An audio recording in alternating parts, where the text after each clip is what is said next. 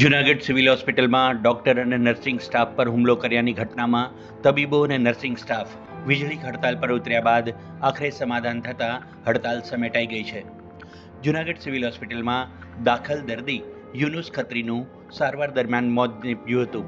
બાદમાં મૃતકના પરિજનો દ્વારા ડોક્ટર અજય અને ડોક્ટર જીતુ ભાંબર તેમજ સ્ટાફ નર્સ કરમદીપ પરમારને માર્યો હોવાનું બહાર આવ્યું હતું અને ત્રણેયને સારવાર અર્થે જૂનાગઢ સિવિલ હોસ્પિટલમાં જ દાખલ કરવામાં આવ્યા હતા.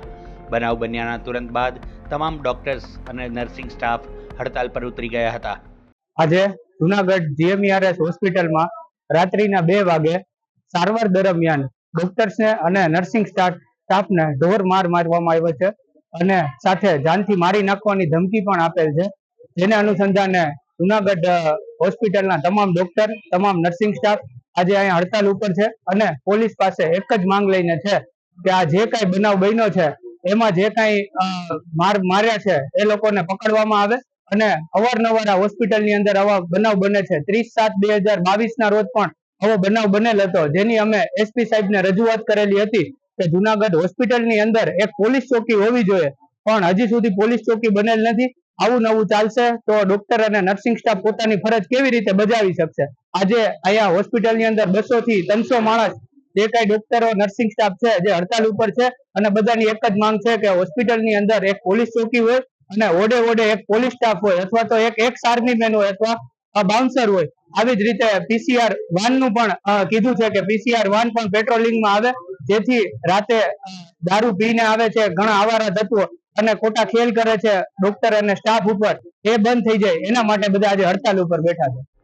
બીજી તરફ બનાવની જાણ થતાં પોલીસ કાફલો ઘટના સ્થળે પહોંચ્યો. પોલીસ દ્વારા પ્રતિક્રિયા પણ અપાઈ કે સમગ્ર મામલે 3 ઇસમોને રાઉન્ડ અપ કરાયા છે. બાકીના 5 ઇસમોને રાઉન્ડ અપ કરવાના બાકી હોય એમની તપાસ ચાલુ છે. પોલીસે સત્વરે આ બાબતે જવાબદાર સામે કાયદેસર કાર્યવાહીની ખાતરી આપી હતી.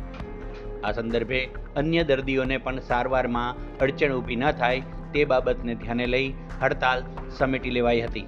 બાદમાં ઓપીડી સહિતની તમામ સારવાર પણ રાબેતા મુજબ શરૂ કરી દેવાઈ.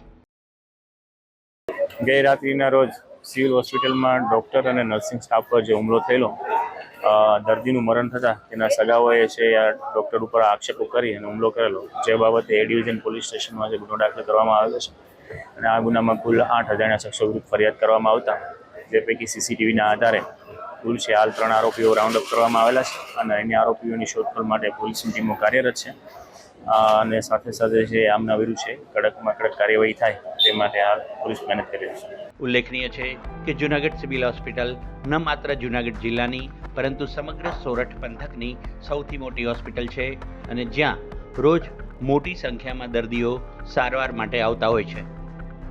બ્યુરો રિપોર્ટ, મુંબઈ સમાચાર, જૂનાગઢ.